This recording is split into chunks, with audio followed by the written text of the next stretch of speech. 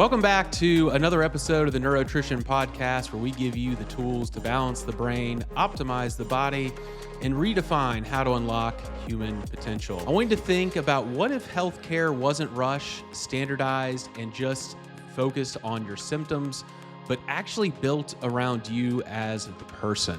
I just think it needs to take more time for us to understand patients and how their bodies work to provide adequate care to specifically tailor their needs rather than these given protocols.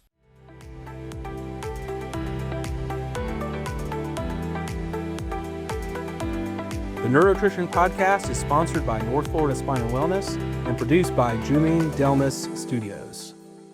Welcome back to another episode of the Neurotrition Podcast, where we give you the tools to balance the brain, optimize the body, and redefine how to unlock human potential. I'm your host, Dr. Z, and today we're going to be talking about personalized healthcare, or more so the lack thereof it, and where you can find it. I want you to think about what if healthcare wasn't rushed, standardized, and just focused on your symptoms, but actually built around you as the person. Don't forget to like and subscribe and follow us on Instagram, Facebook, TikTok, and YouTube at Neurotrition Podcast. And let me introduce my guest who's going to help us break this down, Dr. Jack McKeehan, who's a functional medicine practitioner out of Colorado. Dr. Jack, thank you for coming on the show. Absolutely. Thank you so much for having me. So Dr. Jack, tell me a little bit about yourself. And, obviously most people who get into this line of healthcare have some sort of story behind it. I'm always curious to understand how people decide to go in this lane of care versus some of the more traditional avenues. Yeah, absolutely. So it's a little bit of a longer story, but my dad, he was going into a procedure for a radio ablation of his cervical spine, and was a very poorly done procedure, and he was left paralyzed after that outpatient procedure. So my family, we've always been around the allopathic community, and we've seen what it's like to be in and out of hospitals and these chronic care issues. So, now I just joke about it with my dad. I'm like, hey, dude, you could have just got adjusted and been fine. So we'll joke about that. But I always want to be able to provide conservative care to patients before we go along these more severe routes. Similar to that, I just heard one of my other docs who works in the office is going to a funeral for a younger lady who had a hysterectomy, then had sepsis, and then multiple organ failure, and then passed away. So it's a lot of these, how can we do this in a conservative way? And then if our efforts do not give results, then we can start worrying about going down the surgical path. Yeah, it's amazing. There was just recently a story here up here in the panhandle of Florida where a doc was supposed to pretty much, the patient was stable. They saw like an enlarged spleen, and they, essentially the doc kind of bullied the guy into, he was, he probably did need to have his spleen removed, but he was stable enough. He probably could have gone home to Alabama and had it done there and all the things. And the doc rushed him into it. And instead of taking out his spleen, they actually took out his liver instead. Oh, gosh. And the guy died. And the doc actually ended up being arrested and charged with manslaughter or something like that. So it's insane, some of the stories you hear about that. And, the thing we're going to talk about today is like how medicine just doesn't become personalized, and how it becomes this kind of a logarithm system-based system that doesn't listen to the person. And I think that's the problem, is that we're all individuals, and we're all have individual needs, and everything is complex. We're not a simple, I think the best term I can come up with is a logarithm, where you can just put in the data, and then it spits out this treatment protocol that's good for everybody. So that brings us into, I think, the main topic is the problem when people first come in the door in a medical system now. How would you describe what that problem looks like? Unfortunately, the visit time that you see with your primary care on average is about 16 minutes. So if you have these chronic issues, how are these being addressed in such little amount of time?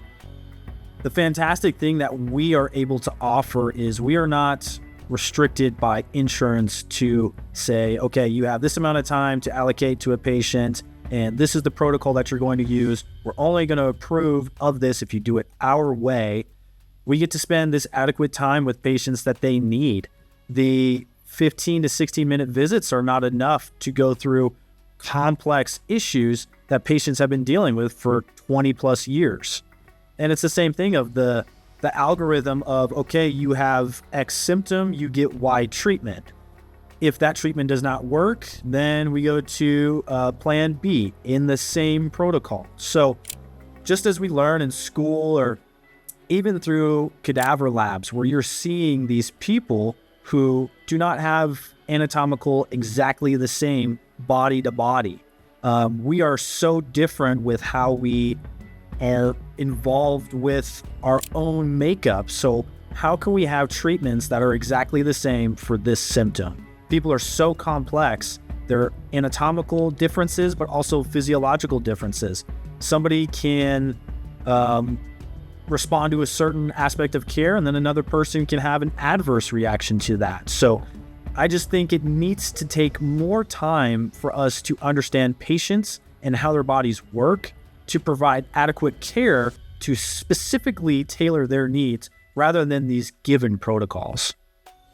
And I'll take it a step further. I think it's more than that even, time is definitely a limitation. But it's also that I find that, a lot of primary cares now they're part of large groups. They're part of hospital groups. I think a lot of these docs actually have good intentions. One, it's the training, right? They're trained to identify, essentially, at least at the primary care level, identify where they're supposed to refer to, right? They're not really there anymore. I feel like they used to be back, a couple decades ago, perhaps, even longer ago. But now they're pretty much designed to, okay, let's identify a problem. If I can't handle it directly here in the office today, like I have a sinus infection or something, I'm going to prescribe some antibiotics, I'm going to refer out to a specialist. And that's all well and good, but, what used to happen is, you would refer out, and then, the primary care would kind of help organize that and help, formulate a game plan for the patient. I don't feel like that happens anymore. I feel like it's this fractionized care, and I know that we're going to talk about that a little bit more here too. It goes into these different groups, and I deal with a lot of things with neurology too, and I find, especially, I'll give an example of patients who have dysautonomia, so they have imbalanced nervous system reactions, fight and flight reactions. And they'll have a whole group of symptoms that are actually interrelated to that one problem. Whether it's gut dysfunction, it's heart palpitations. And so they're going to go to GI, they're going to go to they're going to go to the cardiologist, they're going to go to all these different providers, yet no one puts it all together for them.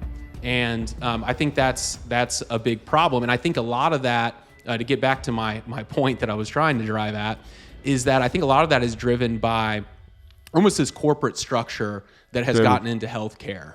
You have these corporate structures who these primary cares work under, and they're kind of limited to what they can do. I mean, they're even limited to what labs they can order. God forbid a lab test is not going to be covered by their insurance because they don't have a diagnosis code to meet the requirements for that. It's not even like they can say,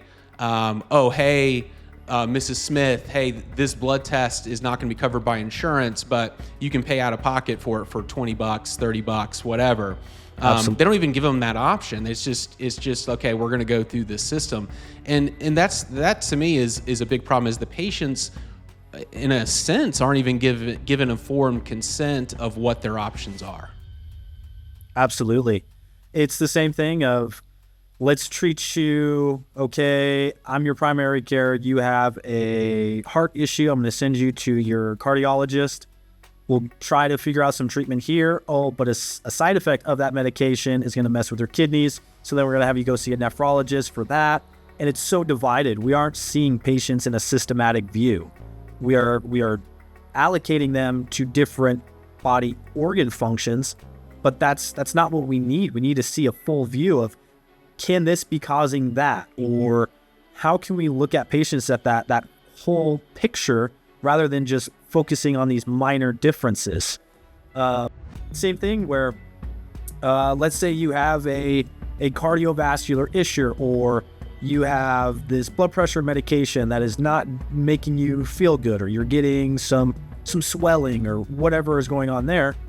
To get an appointment with your cardiologist, it's going to take you 6 months to get in. And then what happens is, okay, you're just going to be hopping on the phone with the nurse, and they're going to be trying to do this telephone of, okay, the doctor says this, let me tell you this. And it's just lost that patient to doctor interaction. Yeah, and what's amazing about that too is I have a patient who's actually she's been a nurse in the cardiothoracic surgical division for, I don't know, probably at least 30 years. And she told me an amazing thing that, they get grades from Medicare that, basically grade their standard of care, essentially. And she was mentioning that, let's take you have a person with high cholesterol, and let's say they have 250 total cholesterol, and they get it down to 190. All right. That might be considered a success in that area. But let's say patient A, they take them and they lower it from 250 to 190 through diet and lifestyle and those kind of things. And patient B gets the same result on the blood labs, but they did it all through a statin drug. The patient who got a statin drug, that case would be rated an A. The other group would be rated like a B or a C. So they actually are and that actually affects the payment to the provider. Mm. And so they're literally de-incentivized to create a environment where we advocate for patients' overall health. Because you can do drugs, and I would argue you could even do supplements to make a person's labs look better, but that doesn't necessarily make them healthier, right? And I think that's a real tragedy, and I think that really digs into all of these factors. Dig into the lost trust. I mean, we lost a lot of trust with traditional medicine during the COVID era, and we've discussed that at length on this show.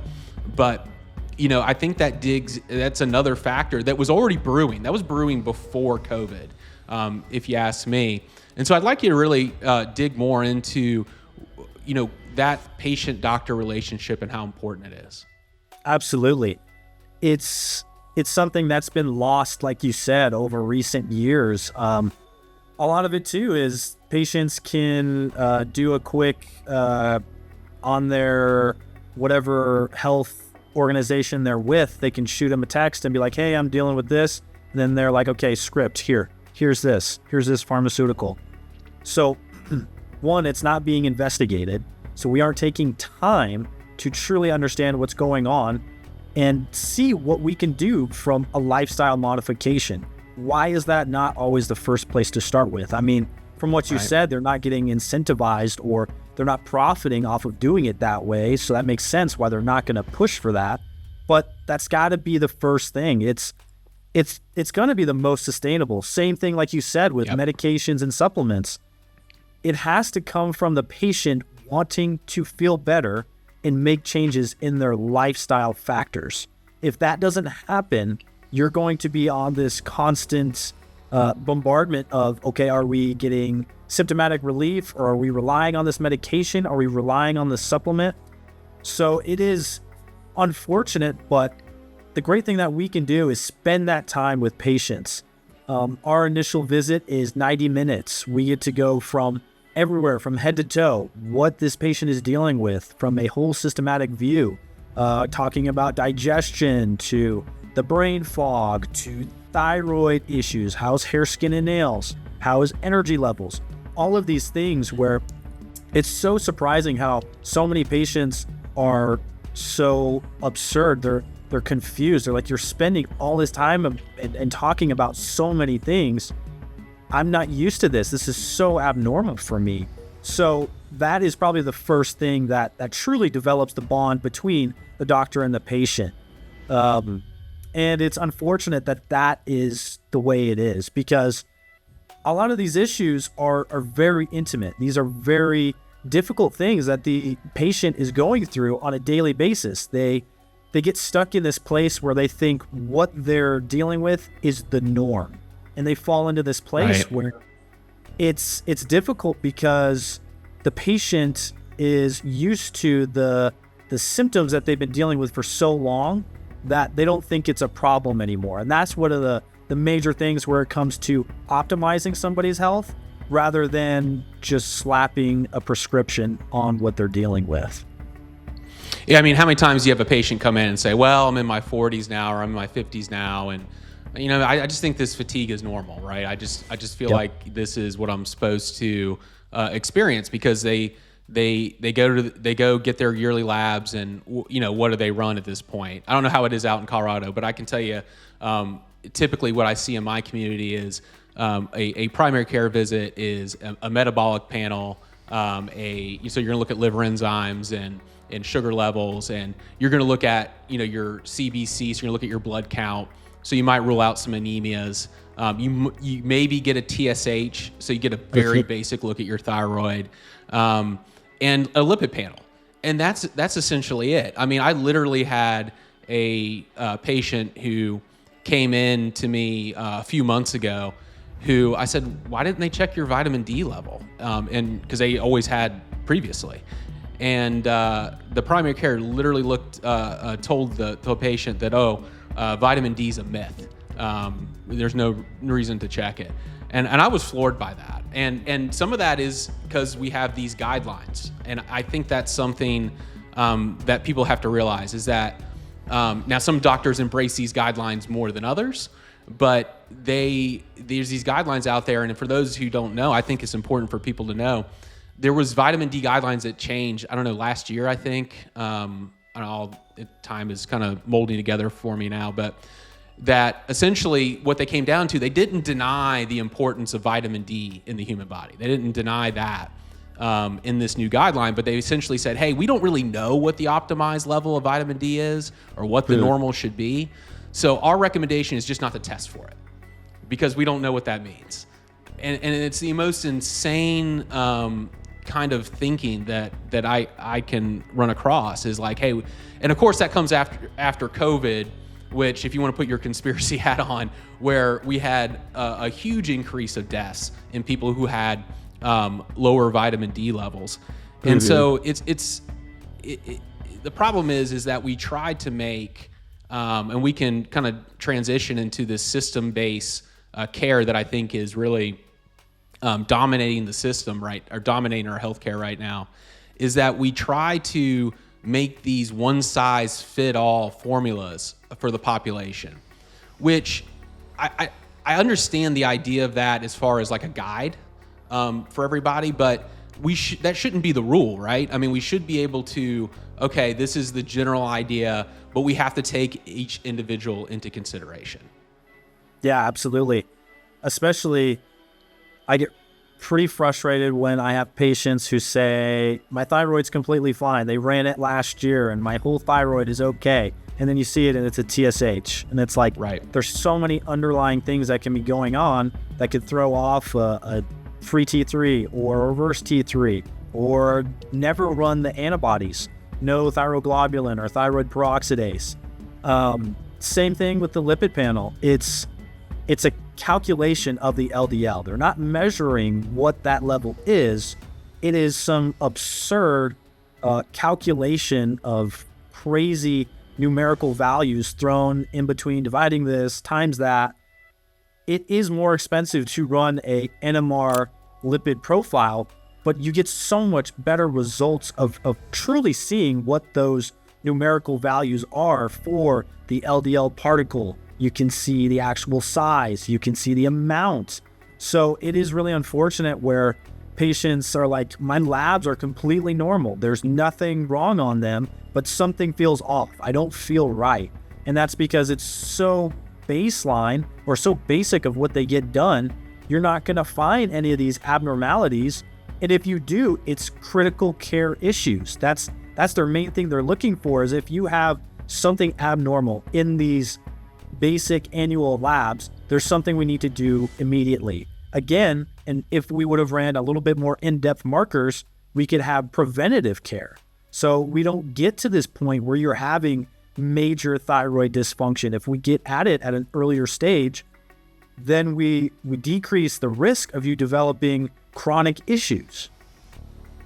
Yeah, and the NMR is a great example. And for those who don't know, that's basically taking, it's a little more complex than this, but really simply, it's taking that LDL, that bad cholesterol, and breaking it down into size. What people don't realize, there's all different sizes of your bad cholesterol. Some of them are big and fluffy, some of them are small and dense, and those small and dense are the ones that create more harm, right?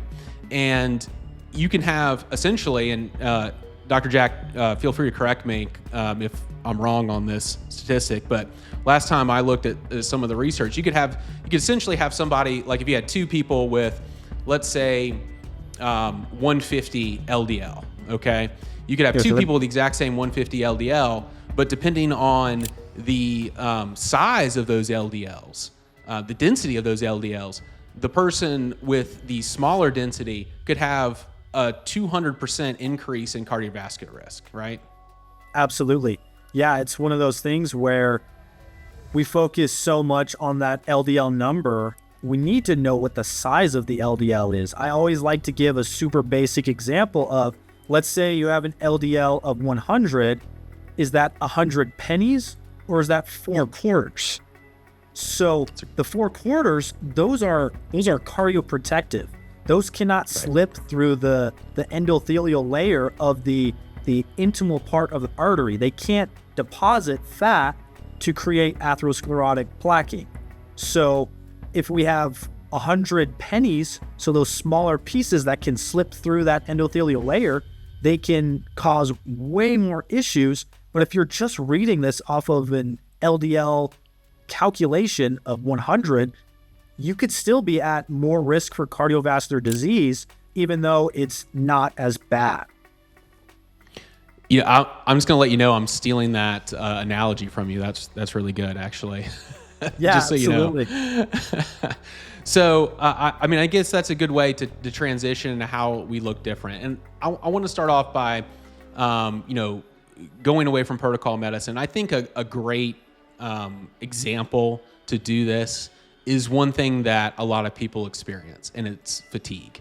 Because fatigue to me is something that can be so many different factors, right? Your immune system, it can be endocrine system, so it can be hormones, it can be your thyroid, it can be purely energy production at the mitochondrial level.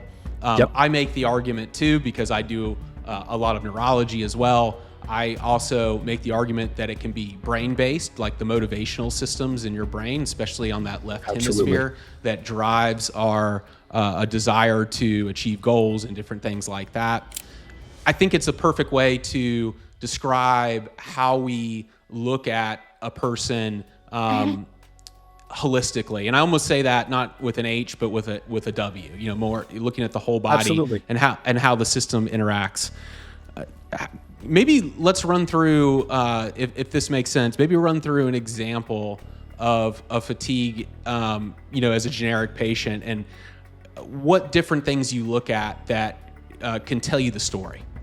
Absolutely. So a lot of the times when it comes with fatigue, it can be something as simple as you have iron deficiency. So you have this microcytic anemia where you're not getting oxygenation to the tissues, and that's causing your fatigue. That's always like the favorite thing to see, like, oh my gosh, finally, this is textbook. This works so well. We just need to give you some iron and help you with some absorption things. But a lot of the times, the basic things would have been already figured out. The reason they're coming to see you is some of these out-of-the-box things. A big thing with fatigue is something like mold. Same thing with like the chronic stuffiness or sinus issues. That could be due to that mold issue. And one is we have to figure out where that's coming from. And then how can we mitigate getting that fixed or getting you out of that environment before we even talk about treating you. We got to get you out of that place that's causing this mold issue. But the same thing with a lot of the times it's hormones. And patients who are specifically females who are postmenopausal, they go to their primary care and they're like, you don't need hormone therapy. You're postmenopausal. We're not working for fertility cases or anything like that. This is normal. You should be feeling this way. You should be having some hot flashes. You should be having a little bit harder time to fall asleep. Like, this is, again, where it comes to that we need optimization. We need to stop having these patients feel like they can't get help, or my primary care says that this is normal, so I'm going to deal with this.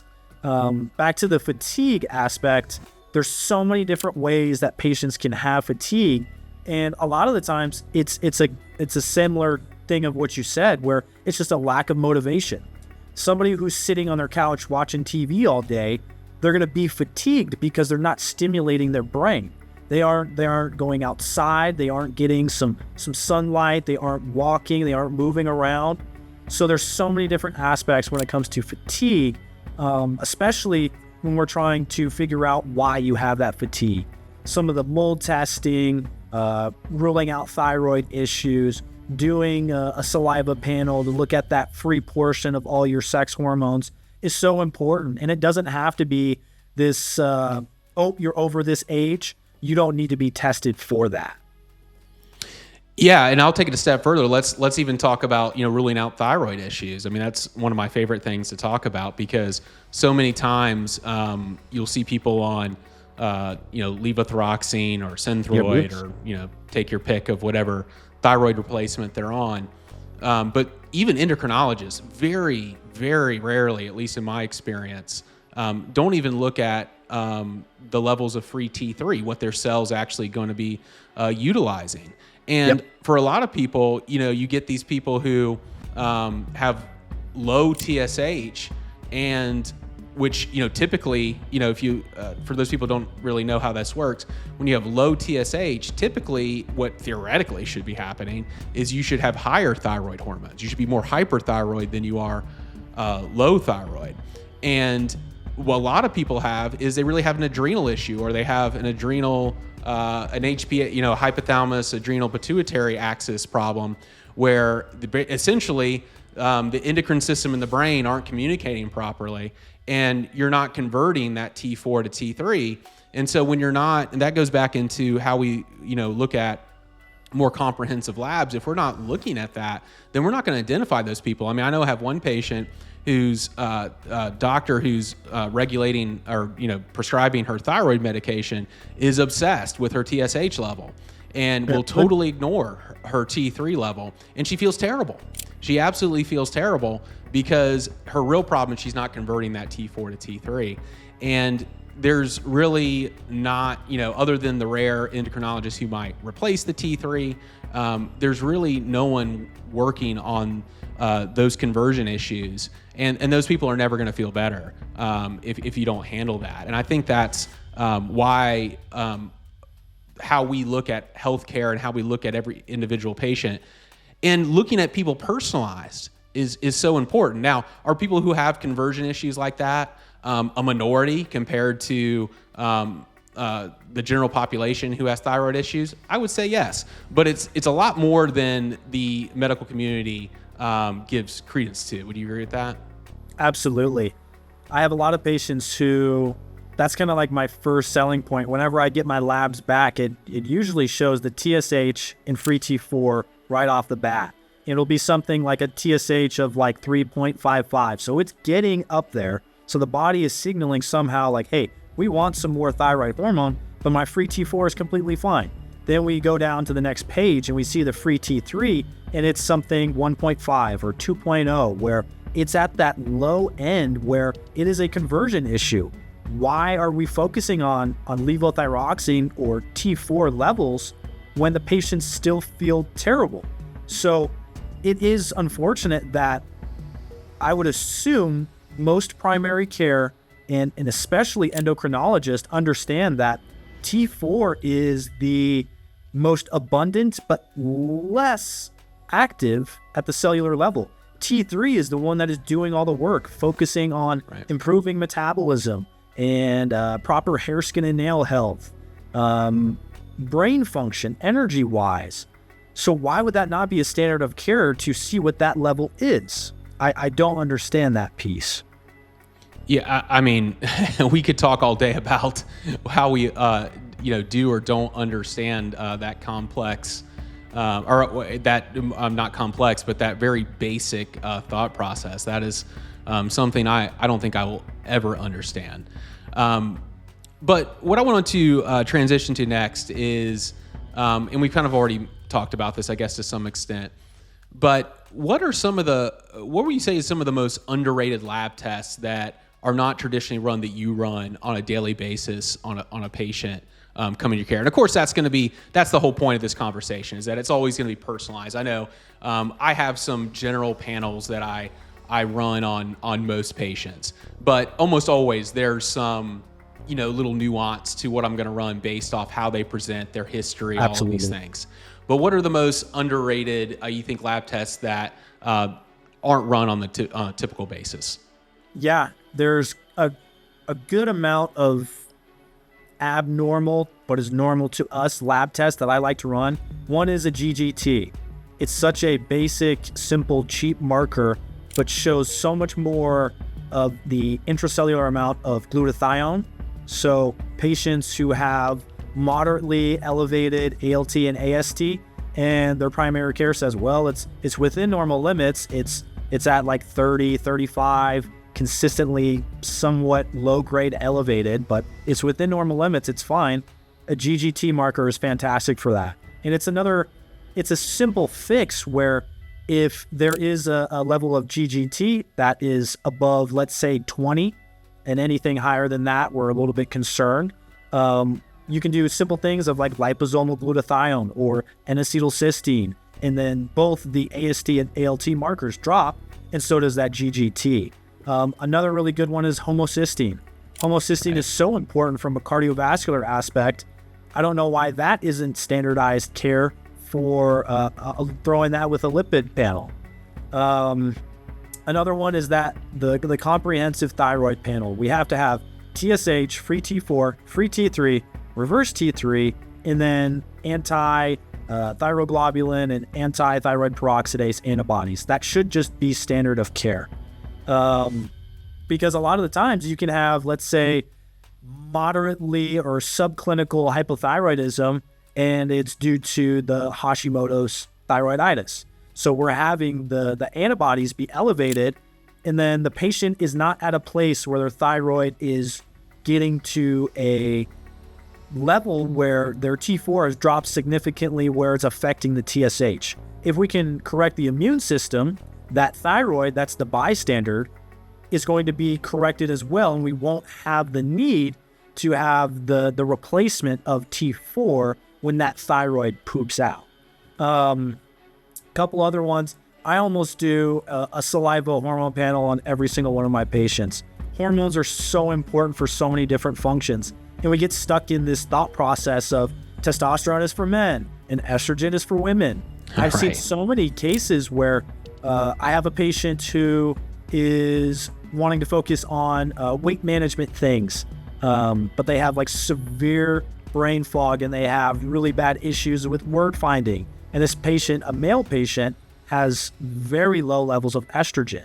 So most likely that lack of estrogen is not propelling the brain to have enough power or energy to use it efficiently. So I always want to break out of that, where anything from progesterone deficiencies can be super common in men and can throw off issues with insomnia and things like that. Same thing with women who have testosterone deficiencies. It's a similar thing where we need to break out of this understanding that hormones are sex specific. Men should have these, women should have these. We all have the same hormones. It's just the levels of those are different.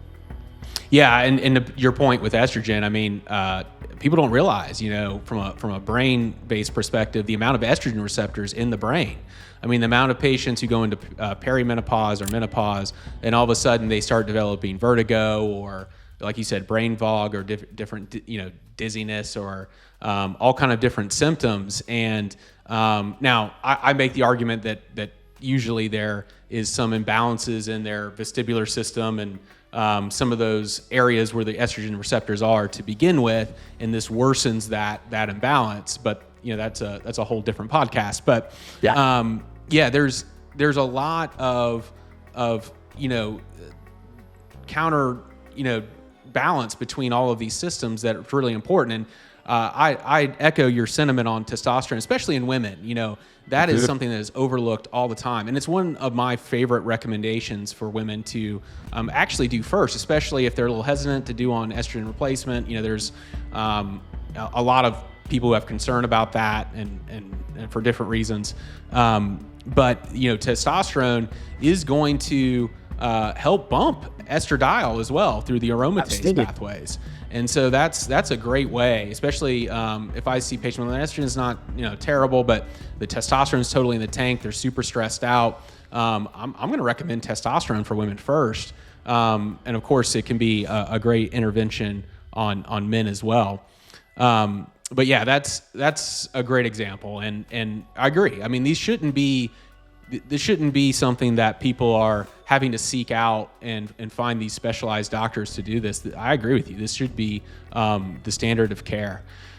So, Dr. Jack, what does it look like? Kind of run through a patient or the audience here through what a patient experiences with a provider like you. What is like an average first time look at their health issues? Yeah, so what we do in our office is we take that time with the patient that is needed. We take a full 90 minutes to have a new patient exam where we do our vital signs, and then we go through systematically from head to toe. How are you feeling? What is going on? Sleep issues? Have you recently had any infections? Any of these underlying things that may be causing more issues than patients think of. But the main thing is we're here to provide the allocation to these specific tests that we talk about that are so common to us, where patients have no idea how to advocate for themselves to even try to get this ran through their primary care. And it's starting to change with that, with the AIs and ChatGPT, and patients are starting to do their own work. Like, How can I do this from a supplement standpoint? But the great thing that we can do is facilitate their care. We also do free 15-minute new patient discovery calls. So if anybody's interested to becoming a new patient, they can have a call with Kelly. And what she does is go over cost, how to schedule the appointments, what those appointments will look like, how we differ from a normal pharmacological standpoint to our natural-based therapies. But yeah, it is. The great thing is we can do this from the phone. We can do this telehealth. We do in-person visits as well.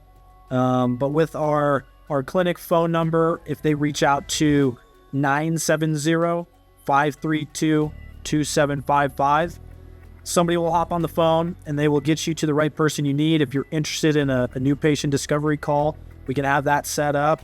And if anybody has any questions or hears something that they want to talk further about, I always have my email open to everybody, jackson@gatewaynaturalmedicine.com.